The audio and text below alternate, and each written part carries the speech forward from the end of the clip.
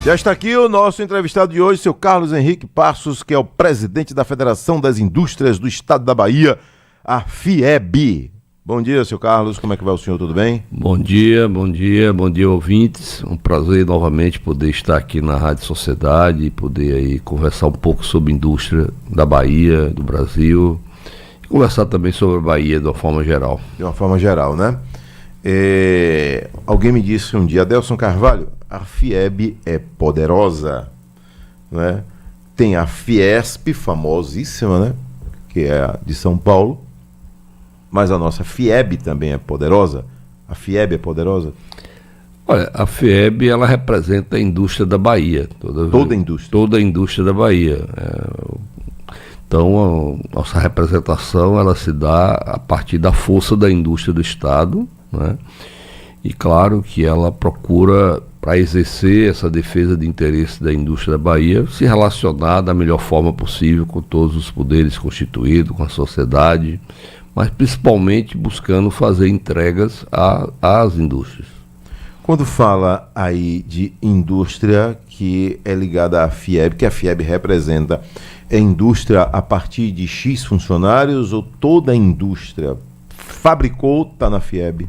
Transformou, está na FIEB, né? O conceito de indústria é aquilo que transforma, né? Toda empresa que recebe um insumo e entrega um produto diferenciado, ela é indústria. Se ela é de um empregado, ou de 5 mil empregados, ou 10 mil empregados, ela é uma indústria e ela está dentro do cobertor de responsabilidade da FIEB de promover a defesa de interesse, de fazer as entregas do Sistema S, que pertence à indústria. O Sistema S da Bahia, nós temos o SESI, nós temos o SENAI, temos o SENAI Cimatec, temos o IEL. Então esse conjunto de entidades é que compõe o sistema FIEB e faz a defesa de qualquer indústria. Indústria, né? Qual é hoje o maior gargalo da indústria baiana que impede o crescimento dela?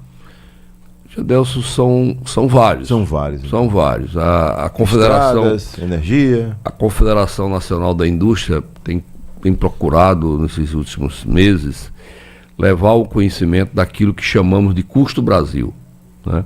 E esse custo Brasil é exatamente aquilo que impede o desenvolvimento econômico da indústria brasileira. Trazendo aqui para a Bahia, um dos principais gargalos é a infraestrutura. E dentro dessa infraestrutura nós podemos citar rodovias, ferrovias, próprio aeroportos, mas também energia, água e esgoto. Um outro ponto comum à indústria, mas também a diversos outros setores econômicos, é a atual taxa de juros. A taxa de juros básica da economia de 15%, associada a um spread bancário dos maiores do mundo, torna o custo do capital para as empresas muito elevado. Mas a indústria sofre mais do que outros, porque a indústria tem um processo longo de transformar insumo em produto. Todo esse tempo, de alguma forma, precisa de capital para fazer isso acontecer. Seja para estocar matéria-prima, seja o tempo do processamento, o tempo para comprar equipamentos, o tempo para manter estoque de produto, entregar produtos ao mercado. Tudo isso é onerado quando você tem uma taxa de juros absurda, como a do Brasil, de 15% ao ano, quando o governo é o tomador. Mas se você é privado e vai ao banco tomar juros, você não toma a 15% ao ano. Você toma, às vezes, a 100% ao ano, né? Então, esse spread bancário, somado a uma taxa básica elevada, é também um dos grandes custos da indústria, como é um grande custo da economia de uma forma geral, setor produtivo de uma forma geral. Vamos lá. Aqui tem perguntas do nosso público e uma delas é: bom dia, Adelson Carvalho.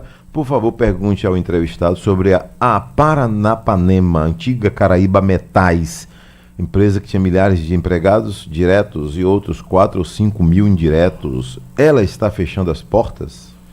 Bom, a informação que temos da Paranapanema é que agora já no início desse ano, ela teve uma reformulação na sua governança, chegou um novo administrador.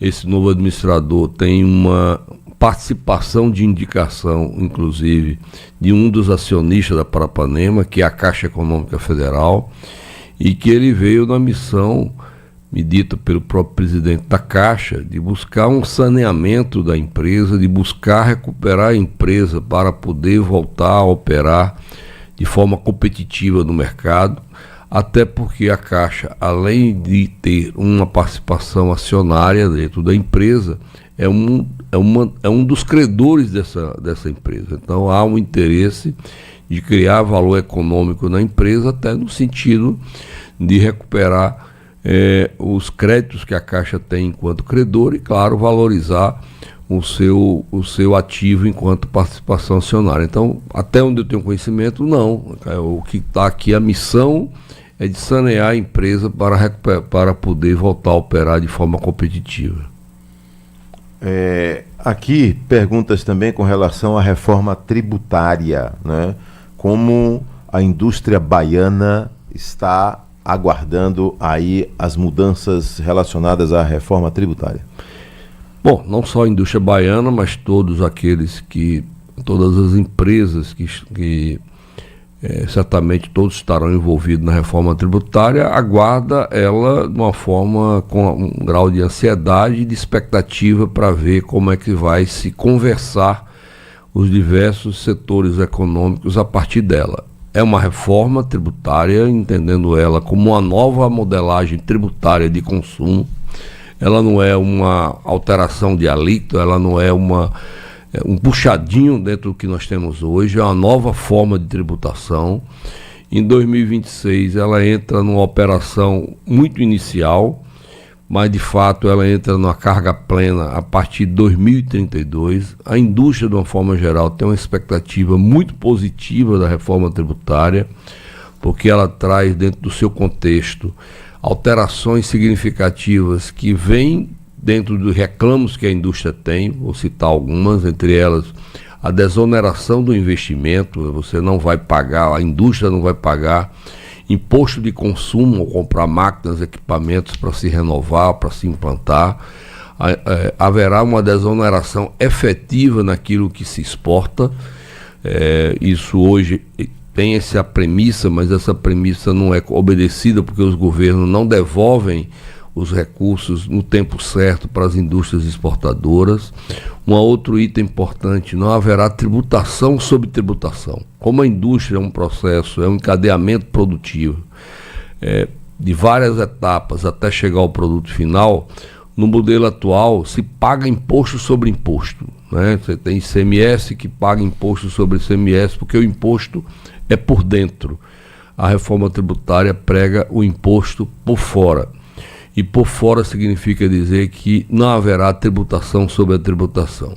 Uma outra visão positiva que a indústria tem da reforma tributária é que ele dará muita clareza a nós todos, pessoas gerais, a visão de quanto vamos pagar de imposto. Nós vamos chegar no supermercado, vai sair uma nota que a soma de produtos que nós estamos comprando custou R$100 e eu vou pagar, digamos, R$27 de imposto, a alíquota que está se falando, embora não esteja plenamente definida.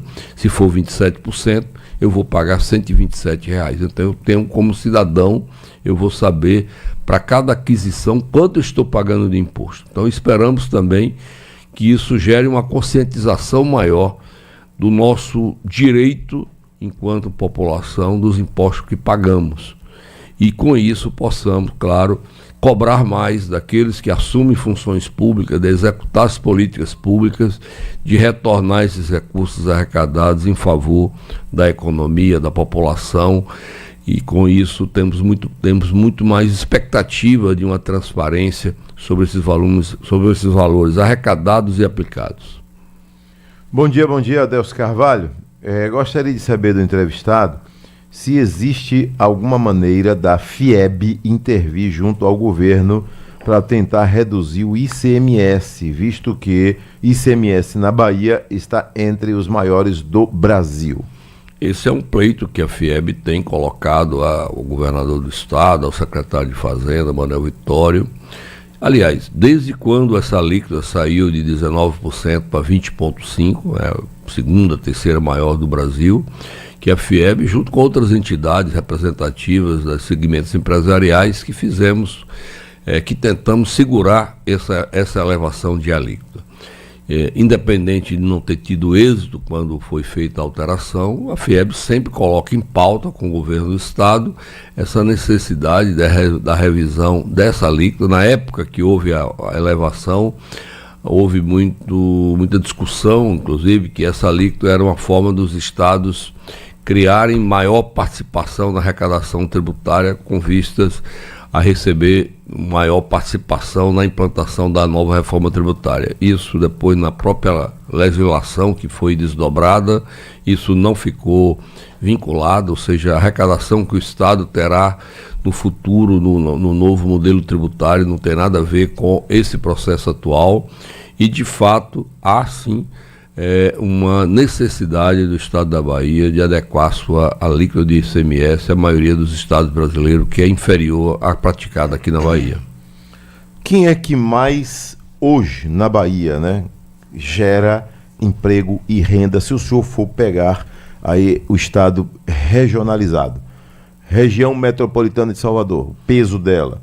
Aí você sai daqui e vai para o norte do estado, o peso do norte do estado, né? Não só citando cidades, mas regionalizando.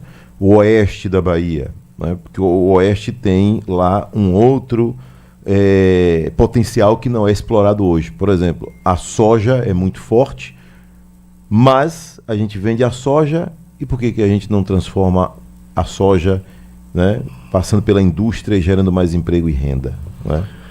Bom, a Bahia, eu acho que tem um perfil médio brasileiro em que a indústria ela tem uma participação econômica menor do que a participação enquanto contribuinte na geração de impostos. Por que isso? Porque a indústria ela paga impostos muito mais do que, por exemplo, o setor do agronegócio, né?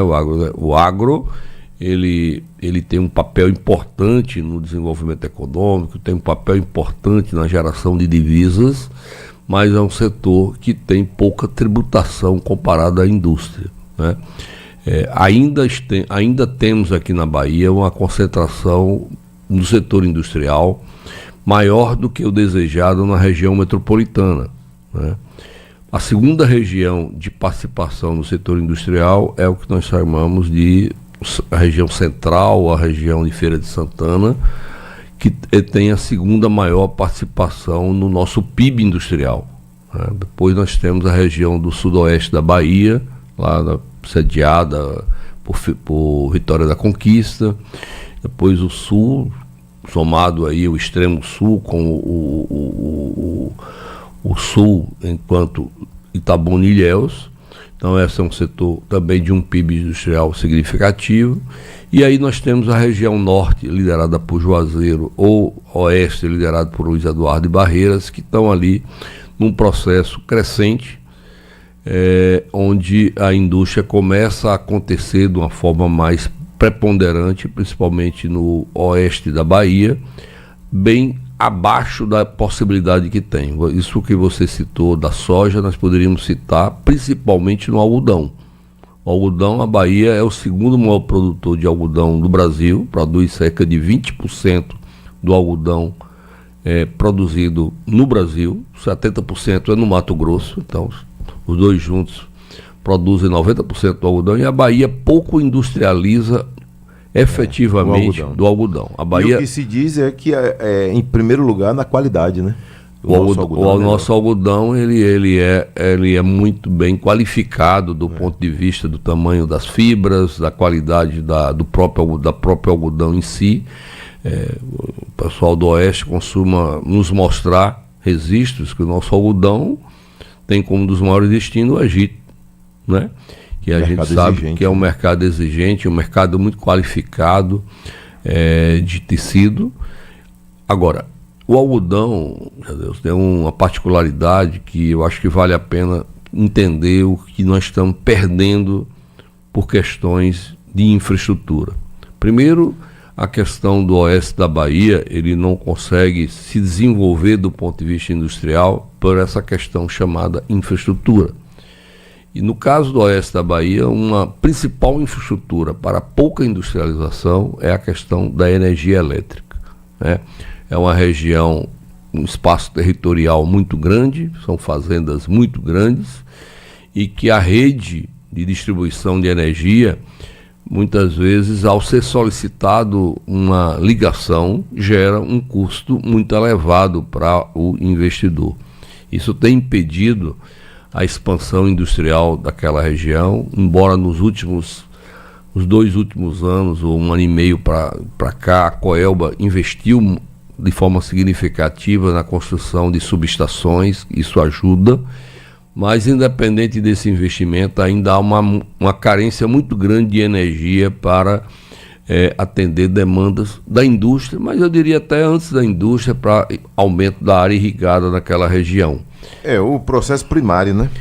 E o algodão ainda tem um outro problema, que aí não tem nada a ver com essa questão da industrialização maior. Porque o algodão, como é que funciona lá no oeste? Você é fazendeiro, você tem lá... Vou fazer o seguinte, para o senhor ter mais tempo para fazer essa explicação aqui, que acaba refletindo diretamente no contexto de geração de emprego e renda. Eu vou para o intervalo rapidinho e na volta o senhor explica.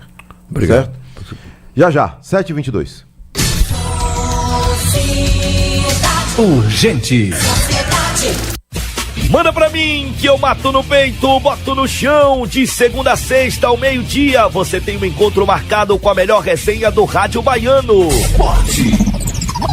No nosso bate-papo esportivo, a paixão que move o Brasil, o futebol. Notícias da dupla Bavi, as principais competições nacionais e internacionais. E claro, a seleção brasileira também é pauta. Aqui você também acompanha o esporte olímpico e o amador. Tudo isso com a participação do torcedor, que não entra em campo, mas usa 10 e a faixa para conectar. Então não perca tempo, às 12 horas em ponto, Esporte Mais, a jogada certa na sua rádio preferida. É mais que esporte, é Esporte Mais. Oferecimento Pitu Remix, a Ice da Pitu, beba com moderação. Dívida é aquela pilha de contas que pesa na mesa e na cabeça do empreendedor. Mas relaxa que o Banco do Nordeste tem um plano para deixar tudo mais leve. São descontos de até 70% para liquidar e até 30% para negociar a dívida. Micro e pequenas empresas têm condições ainda mais especiais. Ligue 0800 728 3030. Descubra se você é um beneficiário e tire esse peso das costas. Ufa! Banco do Nordeste, Governo do Brasil. Tem mais uma semana especial no Bahia da Sorte. É dinheiro demais! E o título? Apenas R$2. Adquira o seu título no link da bio do Instagram, @Bahia da Sorte. Porque por apenas R$2, você pode concorrer a R$400 mil só no quarto prêmio. Ainda tem mais 100 mil no terceiro, 30 mil no segundo, 15 mil no primeiro prêmio e 15 giros da sorte de R$1.000. Viu aí? Muito dinheiro por apenas R$2. Você também pode adquirir em ponto de revenda pelo site ou aplicativo e ajudar a Pai Brasil. Bahia da Sorte, custa pouco sonhar. Quanto mais o tempo passa, nosso amor só fortalece. A gente só quer o bem, a gente segue junto, é assim que se cresce. Nossa caminhada é linda, com você fazendo história. Temos muito a conquistar, vamos pra cima, vambora. Eu tô contigo e não abro, eu tô do seu lado. Cuidando do povo, eu sou o governo do estado. Eu tô contigo e não abro, eu tô do seu lado. Cuidando do povo, eu sou o governo do estado. É a Bahia pra frente, do lado da gente. Bahia pra frente, do lado da gente. Ô Bahia, Bahia pra frente. Ô Bahia, do lado da gente. Governo do estado, Bahia pra frente, do lado da gente. Rádio Sociedade da Bahia, FM 102,5, AM 740 kHz. Rádio Sociedade da Bahia. Estamos juntos e misturados. Sociedade, Salvador, Bahia. Agora na Bahia, 7 horas mais 25 minutos. urgente. Adelson Carvalho. Seu Carlos Henrique Passos é presidente da Federação das Indústrias do Estado da Bahia, FIEB, e ele estava fazendo aqui uma reflexão, né, com relação à Bahia, o cenário, né, da produtividade do algodão, por exemplo, né? E o senhor fica à vontade para a gente concluir. Pronto, concluindo, Adelson, o algodão, a Bahia é o segundo maior produtor nacional de algodão, mas pouco industrializa de fato o algodão dentro daquela cadeia produtiva de fios, tecidos e vestuário. A Bahia termina exportando o seu algodão, parte pequena para o mercado interno, aqui no Nordeste vai muito para o Ceará, Paraíba, mas a grande parte para o mercado externo, e vai para o mercado externo através do Porto de Santos. Agora, mais recentemente, começou um movimento para exportar através daqui do Porto de Salvador, mas ainda é um percentual muito pequeno do que exportamos. Então, só aí já mostra um espaço para geração de emprego e renda dentro do estado da Bahia, se conseguirmos trazer essa exportação uma escala muito maior através dos portos aqui da Bahia de Todos os Santos. Ou seja, só a logística aí já pode gerar muito emprego, né? Muito emprego. O algodão sai lá através de caminhões, eles têm que passar por um processo de estofamento, isso gera negócio, gera emprego, gera renda para poder ser acondicionado em contêineres e a partir do contêiner ser exportado. Então há um espaço muito grande, fora a necessidade que a Bahia tem de ter tecidos, que ela é importadora de tecido, que poderia ser produzido aqui a partir do algodão que é produzido. Isso é um exemplo. Outro exemplo que nós estamos aí, está acontecendo de uma forma melhor, que é a questão, por exemplo, do milho. Nós temos hoje em Luiz Eduardo Magalhães a construção de uma refinaria de biocombustível, de etanol, a partir do milho, pela Impasa, um projeto muito grande, está sendo construído em Luiz Eduardo, com previsão de conclusão agora em 2026, que vai produzir etanol a partir do processamento de milho e de sorgo. Agora, melhor do que isso, ao processar para produzir etanol, gera proteína animal, né, que alimenta a área da pecuária. Nós temos um empresário lá em Luiz Eduardo Magalhães, que hoje ele tem um confinamento aí de bovinos, que ele vai praticamente poder triplicar, porque hoje ele importa proteína animal trazida do Mato Grosso. Com essa refinaria operando, ele vai comprar a 1 quilômetro, mais ou menos, de distância, todo o alimento que ele precisa dar ao seu plantel. Ele já vai ser cliente dela. Uhum. Teve um entrevistado aqui que falou sobre a implantação dessa refinaria, que só para funcionar ela já entra precisando de 500 carretas bitrem. Eu não esqueço dessa entrevista aqui. Para funcionar, já precisa de 500 carretas bitrem. Você imagina o que significa eu isso, tive a oportunidade de estar lá no canteiro de obras e é algo assim espetacular, né? Não só a produção industrial em si, mas as áreas de estacionamento para esses veículos, a área de porto. Essa empresa tem a tradição de criar uma área de apoio ao caminhoneiro, com toda uma estrutura que ele vai poder ali conviver enquanto descarrega ou carrega. Então é um efeito multiplicador imenso, mas aí com certeza outros sinais de infraestrutura vão estar mais evidentes. Nós sabemos, por exemplo, que a BR-242, aquela que liga o oeste da Bahia aqui à nossa região metropolitana, ela vai precisar mais do que nunca ser encarado, ser visto, ser melhorada. O trecho que liga Luiz Eduardo a Barreiras, que já é famoso pela necessidade de sua duplicação, são menos de 100 quilômetros que muitas vezes se gasta, né? 2 horas, 3 horas para poder vencer uma distância tão pequena. Aeroportos. A gente acompanha aí sempre, por exemplo, o Vale do São Francisco, né? Quem se beneficia mesmo na questão de aeroporto é Petrolina, né? Eu digo que a Bahia, no caso do aeroporto da região metropolitana, depois da privatização, ele ganhou um outro tamanho e uma qualidade de serviço. Nós tivemos o aeroporto de Vitória da Conquista, que foi construído um novo aeroporto, muito bem qualificado. A região oeste da Bahia reclama que o aeroporto de Barreiras ainda é um aeroporto da época da Segunda Guerra e que foi construído e precisa ser melhorado. Juazeiro, Petrolina, eu acho que Petrolina tem um excelente aeroporto. Ilhéus, um aeroporto contido ali entre o mar e o Mangue. Nós temos o aeroporto de Porto Seguro, que é um aeroporto de um movimento razoável. Teixeira de Freitas tem um aeroporto com dificuldade de equipamentos. Mas o que é que falta basicamente no processo aéreo de comunicação, seja de carga ou de pessoas, que é importante para a indústria, qualquer um dos dois? Voos. Você deu o exemplo de Petrolina. Para aqui para Petrolina, num avião de carreira, são 45 minutos. Hoje praticamente não tem voo. Você tem que ir a Recife, de Recife a Petrolina. Você tem daqui para Conquista, são mais ou menos 45 minutos. Tem alguns voos, em alguns dias, é mais fácil ir de Conquista a São Paulo do que de Conquista a Salvador. Ilhéus sofre da mesma maneira. Teixeira de Freitas, eu tive a oportunidade de visitar aquela região pela FIEB e participei do último voo de lá para cá. Qual a razão? É até fácil de entender, o aeroporto não tem equipamentos. Então uma nuvem já impede a aeronave de descer e com isso a companhia passa a ter necessidade de realocar as pessoas, de criar outras coisas, indenizações, ações judiciais. Então o que nós precisamos na Bahia?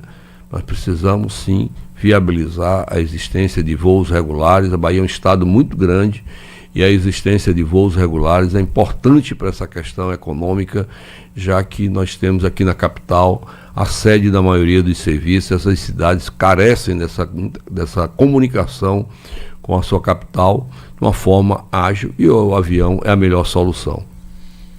FIEB e FAEB são irmãs? Nós somos pares, né? A federação representa, a FIEB representa a Federação das Indústrias, a FAEB representa o setor agropecuário, a FEComércio, que é outra federação, representa comércio e serviço, a FETRABASE, que representa a Federação dos Transportes, de Transportes. Então são federações co-irmãs, porém totalmente independentes uma da outra. Nos juntamos num momento, no Conselho Deliberativo do SEBRAE, em que as três maiores federações, que é a FEComércio, FAEB e FIEB, participam do Conselho Deliberativo do SEBRAE, exercendo a sua presidência de forma alternada. Que pergunta, Adelson Carvalho, gostaria de saber do entrevistado como é que ele analisa a indústria da transformação e como é que está a Bahia nesse sentido. A indústria da transformação, que é aquilo que é mais percebido como indústria, porque além da transformação, nós temos a indústria da construção e temos a indústria extrativa, mineral, vegetal, florestal, e temos a indústria de serviços públicos. A transformação na Bahia, ela tem um comportamento, digamos assim, não único, né? Nós temos alguns segmentos da indústria de transformação, principalmente aquela voltada para o consumo, de uma forma firme, crescente, porque nós temos tido nos últimos anos uma economia voltada para o consumo. Aquelas indústrias que dependem de mais investimento, que são indústrias de bens de capital, de bens duráveis ou semiduráveis, essa, como todo o Brasil, ela depende de uma maior estabilidade econômica e principalmente da redução daquilo que eu chamei logo no início de custo Brasil. Como é que o senhor tem visto aí esse movimento todo com relação ao minério na Bahia? Eu estive em Piatã e ouvi lá de alguns moradores, inclusive de comerciantes, né, comerciante que chegou a entregar por dia 1.700 refeições quando o minério estava em alta. O minério baixou, né? Baixou, eu digo, a ocupação lá. Mas agora tem a reacender uma esperança do minério chegar lá, né? Mas o minério da Bahia, de uma maneira geral. A semana passada nós tivemos aqui na Bahia a realização da Exposibran. Exposibran foi uma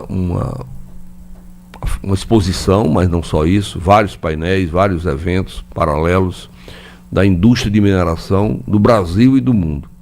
Então falou-se muito de mineração.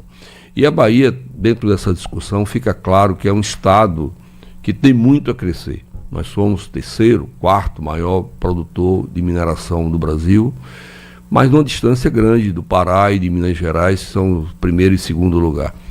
Mas na Bahia tem uma característica diferente de Minas Gerais e do Pará, que é muito concentrado em minério de ferro. A Bahia tem uma diversidade de minérios que podem ser exploradas e que hoje tem um valor econômico e até geopolítico muito forte, né? Chamadas terras raras, minerais estratégicos e por aí vai. A Bahia tem tudo isso, tudo a Bahia tem.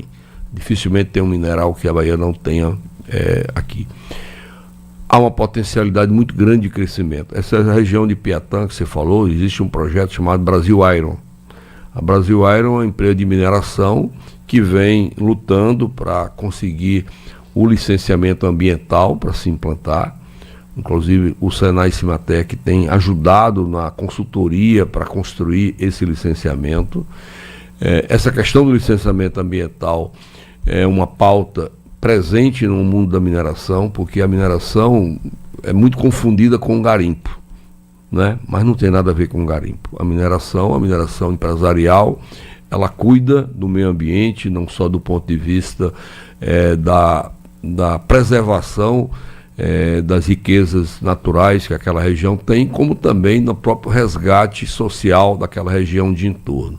Mas carrega a pecha da questão do garimpo, principalmente do garimpo ilegal, que usa produtos químicos de forma não controlada e afeta cursos d'água, afeta regiões, criam danos ambientais muito grandes. E essa questão ambiental, ela precisa de agilidade para que essas empresas que têm interesse na exploração mineral e na industrialização mineral, porque é importante destacar que a Bahia tem tido um comportamento com a CBPM, liderada pelo Carvalhal, muito agressiva do ponto de vista de exigir não só que haja exploração mineral, mas traga junto a questão da industrialização dos minérios extraídos. Isso é muito importante. O Senai Cimatec também tem procurado oferecer a essas indústrias técnicas para melhor aproveitamento daquilo que se chamava de resíduos da mineração. Hoje, com o advento da economia circular, em que se busca, do ponto de vista industrial, aproveitar 100% de tudo que é extraído do subsolo, muitas vezes de minas localizadas a 500, 600, 700 metros de profundidade, que possa aproveitar de uma forma mais racional. O Senai Cimatec tem procurado oferecer tecnologia para esse reaproveitamento. Então, mineração e industrialização da mineração é certamente um vetor de desenvolvimento da Bahia para acontecer dentro da superação dos obstáculos que já falamos aqui do Custo Brasil. E mão de obra? Preocupa esse tema? Muito, muito. Mão de obra, vivemos sobre essa questão do apagão, né? O apagão da mão de obra.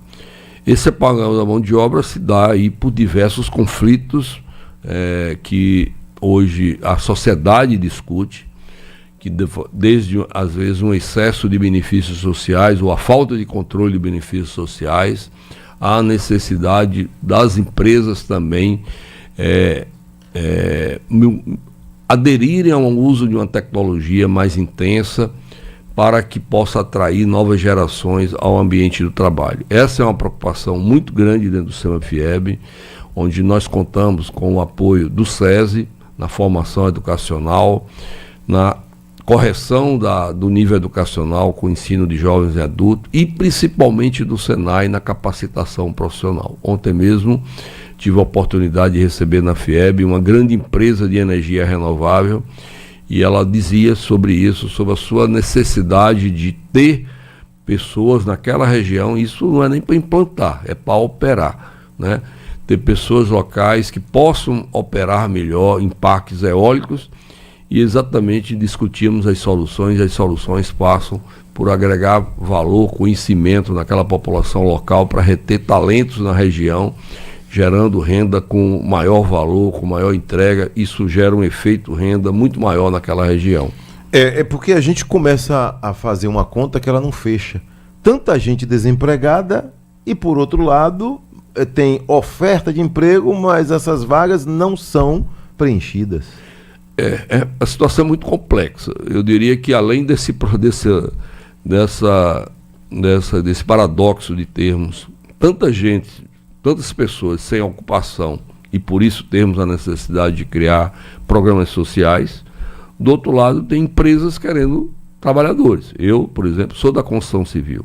É um grande problema. Aqui na região metropolitana até que o problema é pequeno, mas quando você vai para qualquer cidade do interior do estado, eu tive empreendimentos recentes em Paulo Afonso, hoje tenho empreendimento em Porto Seguro, tenho empreendimento em Jacobina, em Ilhéus, tudo isso. O senhor tem dificuldade para contratar? Excessiva, grande, muito grande. Nós não encontramos mão de obra.